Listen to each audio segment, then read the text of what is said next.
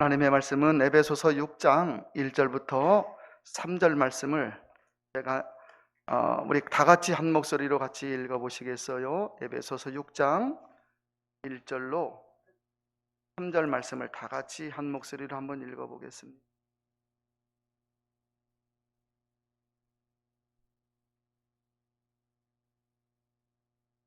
같이 읽습니다. 자녀들아, 너희 부모를 주 안에서 순종하라. 이것이 옳으니라.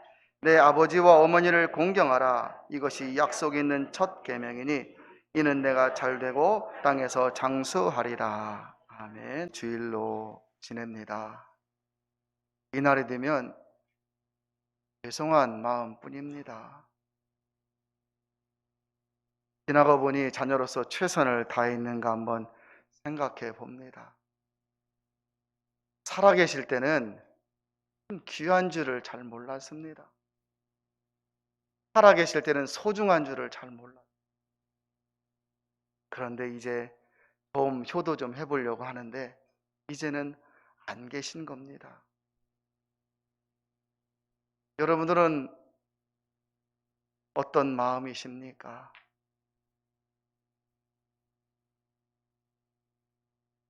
내리사랑 하지만 효도는 올림사랑이잖아요. 효도는 올림사랑. 부모는 자녀를 위해서 다 줍니다. 아까울 게 없습니다. 그런데 자녀는 부모를 대할 때 이것저것 생각을 합니다. 인간이 세상에 태어나서 제일 먼저 배우는 말이 엄마, 어머니라는 말이잖아요. 엄마라는 말, 엄마. 그것도 발음이 엄빠 이렇게 하다가 엄마가 되는 거죠. 인간이 극한 상황에서 부르는 말도 바로 엄마라는 말입니다. 어머니라는 말. 엄마와 어머니가 어떻게 다를까요? 그냥 똑같은 말인 줄 알았는데요. 제가 초등학교 6학년인가 중학교 1학년인가 뒷집 할아버지가 땅이 넓어 밭이 고추를 심었는데 고추를 따는데 우리 어머니가 거기 가서 일을 하시는 거예요. 그래가지고 어머니가 일하시니까 옆에서 엄마 제가 불렀어요. 그랬더니 그 뒷집 할아버지가 대성이 너 이놈 어머니라고 불러야지 무슨 엄마냐. 다 커가지고 저는 크면 어머니라고 불러야 되는 줄 알았습니다. 그런데 커도 엄마는 엄마입니다. 사형수들이 사형대에 서서 마지막에 눈물을 흘리며 한마디 마지막 외치는 말이 뭐 아내 이름, 자식 이름도 아니래요. 어떤 이름이에요? 어머니라는 말입니다. 어머니라는 단어. 그 말이 가장 많답니다. 그러면 부모에 대해 생각을 합니다. 우리에게는 생물학적 부모가 있습니다. 나를 낳아주신 어머니, 나를 낳아주신 아버지, 나에게 피를 주고 나에게 성격을 주고 나를 이렇게 태어나도록 하신 그 생물학적 나의 아버지, 어머니가 계십니다. 그런데 여러분, 구약에도 보면 부부로 살다가 이혼하는 경우도 있고 사별하는 경우도 있잖아요. 그럴 때 나의 어머니가 혼자 살지 아니하고 좋은 사람을 만나서 재혼을 했습니다. 그러면 그분은 나의 양아버지가 되고 영어로는 스텝파더가 되는 거예요. 양아버지라는 말은 내가 그분에게 양자가 된다는 말이에요. 그래서 양아버지가 되는 거예요. 나의 어머니가 사고로 어떻게 일찍 세상을 떠나셨던지 이렇게 되었습니다. 그러면 나의 아버지는 또 좋으신 분을 만나 결혼을 하잖아요. 그러면 그분은 또 나에게 어머니가 되는 것이지 평생 아주머니, 하주머니 하지는 않잖아요, 여러분. 나의 아버지가 어느 분을 만났습니다. 새로 만났어요. 그러면 그분을 평생 아저씨라고 하는 건 아니잖아요. 그건 잘못된 것이잖아요, 여러분. 나의 생물학적 아버지, 어머니와 연관되어 있으니 그분도 나의 아버지가 되는 것이고 그분도 나의 어머니가 되는 거예요. 똑같은 부모라는 말입니다. 부모와 자식의 사랑은 하나님이 주신 그 관계잖아요, 여러분. 사랑의 마음을 무엇으로 표현을 하겠습니까? 부모의 자식 사랑하는 마음, 또 자녀의 부모 효도하는 마음을 무엇으로 표현을 할까요? 철들으면 부모님 사랑을 조금 깨닫는 것 같아요. 저 젊을 때 보면 군대 갔다 오면 철든다 그랬어요. 군대에서 하도 맞고 고생하면 부모님의 사랑을 깨달아 철든다 그랬어요. 예, 철드는 사람도 제가 주위에서 보았습니다. 그런데 군대 갔다 와서도 철 못 드는 사람도 있습니다. 이 철드는 것은 쉽지가 않은 거예요.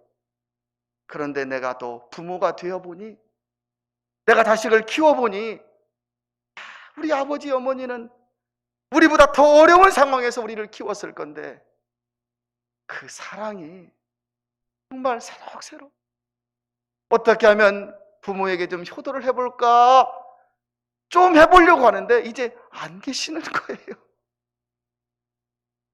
강원의 성도 여러분, 부모님에게 효도하십시오.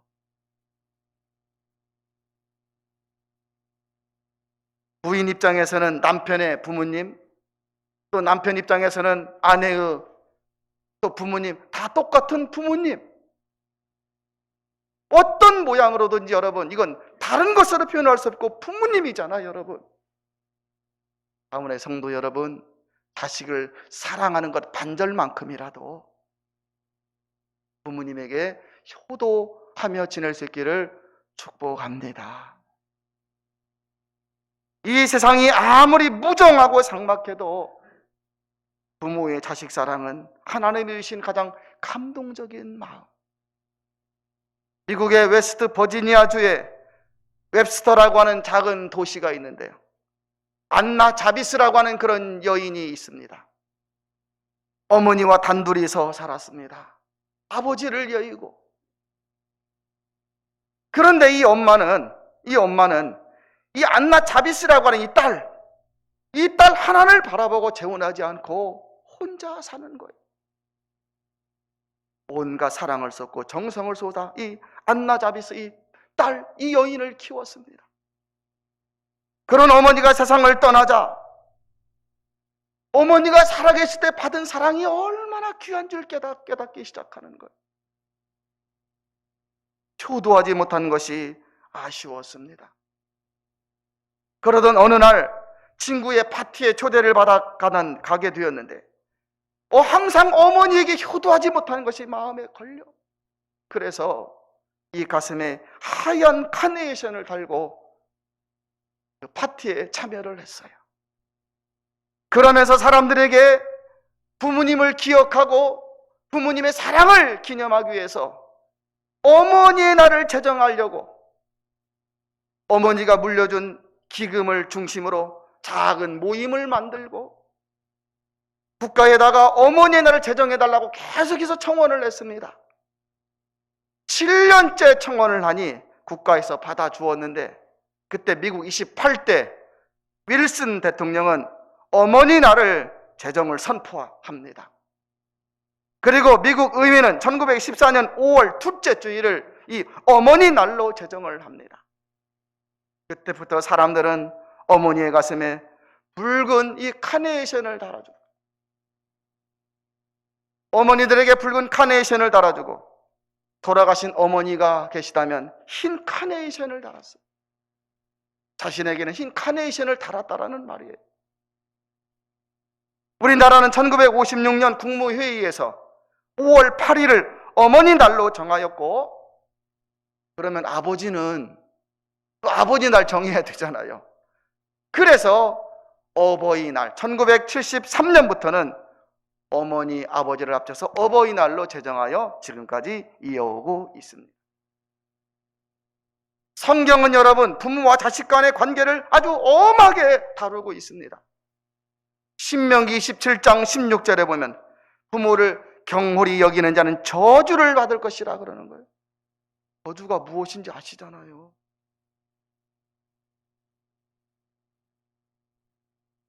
신명기 21장 21절에 보면 부모에게 불효하는 자는 돌로 쳐 죽이라 그러는 거예요. 하나님은 아주 무섭게 명령을 하셨습니다. 효도는 믿음의 출발점이 됩니다. 요한일서 4장 20절에 보면 누구든지 하나님을 사랑하노라 하고 형제를 미워하면 이는 거짓말하는 자라 그러는. 하나님 사랑합니다, 하나님 믿습니다 아무리 말을 해도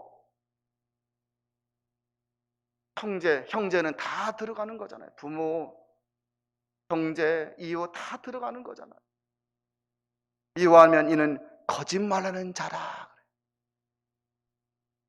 보는 바 그 형제를 사랑치 아니하는 자가 보지 못하는 바 하나님을 사랑할 수가 없느니라 그랬어요. 이 말은 맞는 것 같아요. 눈에 보이는 이웃, 눈에 보이는 형제, 눈에 보이는 부모님도 사랑하지 못하는데 어떻게 눈에 보이지 않는 하나님을 사랑한다고 말할 수가 있겠어요? 거짓말하는 자지 여러분. 그래서 신앙으로 아주 바로 선 사람들은 여러분 부모님에게 효도합니다. 마땅한 것이기 때문에 그런 것이에요.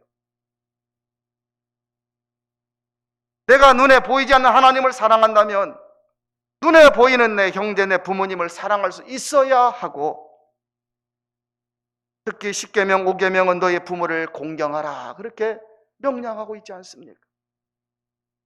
오늘 성경도 너희 자녀들아 너희 부모를 주 안에서 순종하라 그래. 순종이 쉽지가 않아. 우리 부모님들은 학교도 잘 못 배웠어요. 그런데 우리들은 많이 배웠습니다. 부모님이 이래라 하면 아니야 엄마 틀렸어, 아빠 틀렸어, 그럴 때가 많잖아요. 저도 그런 경험이 있어서 가슴이 너무너무 아픕니다. 부모님이 자녀를 양육하는 것은 지혜로 양육하는 거잖아요 여러분. 그렇지요? 학교 지식으로 양육하는 게 아니라 지혜로 양육하는 건데, 부모님 인생을 살아본 이럴 때는 이렇게 하는 게 맞는 것 같은데 한 번도 인생 그렇게 살아보지 못한 자녀가 부모님이 이러라 하면 그게 아니라고 말을 하고 그게 잘못됐다고 말을 하고, 그러니 여러분 순종하는 게 얼마나 어려운가요? 좀 부모님의 말이 이해가 안 되어도 순종하려고 노력하고, 알잖아요. 부모님의 말이 좀 거슬려도 한번 순종하려고 그냥 한번 해보려고 노력하는 것, 여러분 이게 아름다운 효도의 모습입니다. 옛날 동전 상평 통보 보면 동그란 동전 가운데가 정사각형으로 구멍이 뚫려 있어요. 그래서 옛날에는 이렇게 상평 통보였고 가운데 구멍이 뚫려 있으니 이 돈으로 눈을 가리면 이 뚫린 구멍으로 부모가 보이고 형제가 보이고 이웃이 보이는데, 지금은 동전이 꽉 막혀 있으니 이 동전으로 눈을 가리면 부모도 안 보이고 형제도 안 보이고 이웃도 안 보이고 그런다라는 거예요. 세브란스 병원에서 근무하는 어떤 분이 말하길, 자식이 아파서 자녀를 데리고 병원에 온 그 부모들은 의사를 붙잡고 돈이 얼마가 들어도 내 자식을 좀 고쳐주시라 그렇게 부탁을 하는데, 또 부모를 모시고 온 자식들은 의사에게 이렇게 하면 돈이 얼마가 들겠냐고 돈부터 물어본대.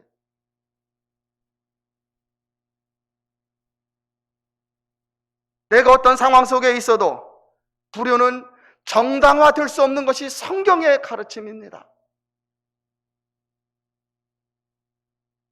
생물학적 부모님이든 저같이 부모님이든 또 어떤 부모님이든 여러분 부모님에게 효도해야 합니다.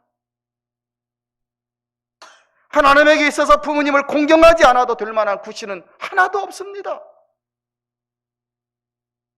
효도는 부모님이 살아계실 때 하는 것이 옳습니다. 불신자들 중에 기독교는 제사를 지내지 않으니까 불의의 종교라고 말을 하기도 합니다. 그런데 기독교는 살아계신 부모님께 효도하라고 가르쳐 줍니다. 기독교는 제사 드리지 않습니다. 대신에 추도하는 예배를 드립니다. 기일이면 온 가족들이, 자녀들이 모여서 한 자리에 모여 부모님을 기억하면서 예배를 드리고 음식을 준비하고 나누는 것, 바로 추도 예식입니다. 음식 차려놓고 절하면 돌아가신 분들이 음식 먹는 거 아닙니다. 만약에 돌아가신 분들이 음식을 먹었다고 생각하면 음식을, 그 좋은 것, 귀한 것을, 상품 좋은 것으로 차려놓은 그 모든 음식을 다 봉지에 넣어 싸가지고, 여러분, 무덤 옆에다가 묻어야지요. 음식 차려놓고 절하고, 그리고 누가 먹어요? 다른 사람들이 먹잖아요, 여러분. 그래서 기독교는 살아계실 때 효도하라고 가르치는 것입니다. 효도를 효친이라고 말을 합니다. 이 글씨입니다. 한번 보실래요? 효친입니다. 효친. 참 한문이 기가 막히게 만들어진 거예요. 효친의 의미가 뭐냐면 부모님에게 효도하는 것이 효친인데, 설립자, 나무 목자, 볼견자가 친자입니다. 합쳐져서. 효라는 단어는 늙을로 변해 아들 자자가, 그러니까 늙으신 분을 떠받치는 게 효자입니다. 효친. 이 단어가 나오는 배경이 그렇습니다. 어느 산골에도 부부가 있었는데 힘이 다 빠졌어. 젊을 때는 자녀를 위해서 나무도 베어다 팔고 했는데 나이가 들어 힘이 다 빠져버렸어. 장날이 되니까 부모는 못 나가고 젊은 아들이 나무를 한 집 메고 장에 나갔습니다. 먼 길이니까 이제 아침에 일찍 출발해서 갔는데, 이제 장에 가서 나무를 팔아서 음식을, 쌀도 사오고 먹을 걸 사와야 이 살아가는 거잖아요. 그런데 이 마을에서 젊은이들이 다 이렇게 뭐가 장사를 하러 나갔는데, 장이 끝나고 저녁 때 이제 1명, 2명 돌아옵니다. 여기 늙은 아버지는 자기는 힘이 없어 나가지 못했지만 자기 아들이 돌아오는가 저녁 때 되어서 눈이 빠져라 쳐다보는 거예요. 그런데 다른 집의 자식들은 1명, 2명 돌아오는데 자기 자식은 안 보여. 그러니 어떻게 해요? 나무 옆에 있는, 동구 밖에 있는 나무, 그 나무 작은 가지, 옆에 있는 가지 위로 올라가는 거예요. 올라가서 아들이 어디서 오는가 이렇게 쳐다보는, 그게 바로 친자입니다. 나무 위에 서서 바라보는 거예요. 이게 친자. 자기 자식이 어디로 언제 오는가 쳐다보는 거예요. 그런데 이제 아들은 나무를 다 팔고 기쁨으로 이제 막 음식을 준비해, 고기도 사고 준비해 가지고 왔는데, 가만히 보니 자기 아버지가 나무 위에 올라가 계신 거예요. 늙으신 자기 아버지가 나무 위에 올라가 있으니까 어떻게 되어요? 그 아버지를 내려오게 하고 지게에 맵니다. 지게에 아버지를 태우는 거예요. 늙은 아버지를 지게에 태우고 집으로 돌아왔다라는 내용이 바로 효자입니다. 그래서 효친. 여러분, 우리가 인생을 살면서 자식 사랑 좋습니다. 누구와 무엇과 바꾸겠습니까? 그러나 나를 태어나게 하신 분, 또 나를 살게 하신 분, 나에게 영향을 끼치신 분, 그 부모님, 그 부모님에게 효도하는 건 당연한 이치라는 말입니다. 우리 다운의 성도 모든 가정에서는 부모가 자식을 그리워하는 이 친이 있고, 또 자녀들이 부모를 위해주는 효가 있어서 화목하고 행복한 가정이 다 될 수 있기를 진심으로 축복합니다. 성경 오늘 예배시세 보니까 부모를 공경하라 말하고 있어요. 그러면서 그것은 옳은 것이기 때문에, 그리고 이 말씀에 부모 효도의 복을 약속해 주시고 계십니다. 거기 보니까 3절에 이는 네가 잘되고 땅에서 장수하리라 그랬어요. 잘 된다는 게 무엇이에요? 형통한 것이잖아요. 잘 되는 게 안 되는 게 풀어지고 해결되고 열려지고 형통한 것이 잘 되는 것이잖아요, 여러분. 자, 성경에서 예배 잘 드리면 복 받습니다. 맞습니다. 하나님을 잘 섬기면 복 받습니다. 맞는 거예요. 그런데 하나님은 부모 효도에도 잘 되는 복을 약속해 주시고 계시는 것입니다. 여러분의 자녀들이 우리가 하나님을 믿는다고 믿습니다. 하나님을 섬긴다고 섬깁니다. 그런데 인생이 힘들 때가 있습니다. 괴로울 때가 있어요. 가만히 한번 하나님과의 관계를 살펴보고 나의 부모님과의 관계를 한번 살펴보아야 합니다. 왜요? 성경은 분명히 하나님을 잘 믿을 때 복을 주신다고 하셨고 부모에게 효도하는 자는 잘 되는 은혜를 주신다고 하셨기 때문에 이 문제가 정상적으로 이루어져 있는지를 한번 살펴보시라 그 말입니다. 그리고 또 하나가 있죠. 장수하리라. 병원에 누워서 200살 살면 뭐 하겠습니까? 여러분 그렇게 살고 싶으십니까? 아무도 그런 분 안 계시잖아요. 모세처럼 120살 되어서도 다리로 걷고 손으로 먹고 눈으로 보고 생각하고 자녀들을 축복하면서 살아가는 그 인생, 그러면서 장수하는 게 여러분 이게 축복이잖아요.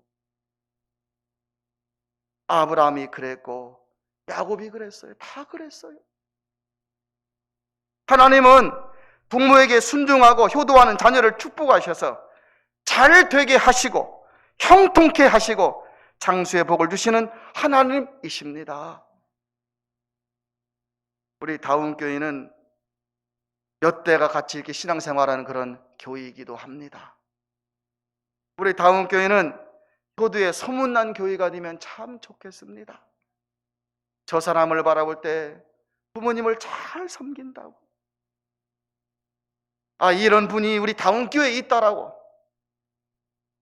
그냥 부모님에게 최선을 다할 수 있는 그런 다운의 성도들이 되어서 효도했더니 정말 은혜를 주시는구나, 효도했더니 복을 주시는구나, 잘 되게 하시는구나, 기도에 응답을 주시는구나, 그런 복 있는 간증들이 많이 나올 수 있기를 진심으로 소망합니다.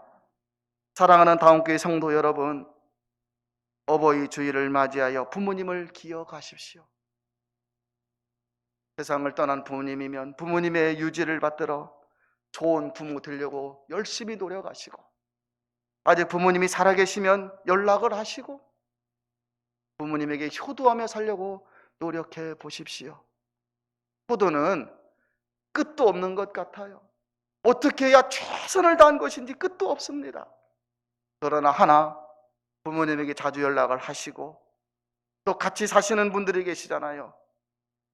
그냥 같이 사시는 것 그 자체만 해도 엄청난 효도라는 사실을 기억하시면서 이 어버이 주일을 통하여서 부모님의 사랑을 기억하면 좋겠습니다. 저는 여러분 가정이 모두가 다 오늘 성경 말씀처럼 땅에서 잘 되어 형통하고 장수의 복을 복되게 누리며 살아가는 다운의 성도들 다 되시기를 진심으로 축복합니다.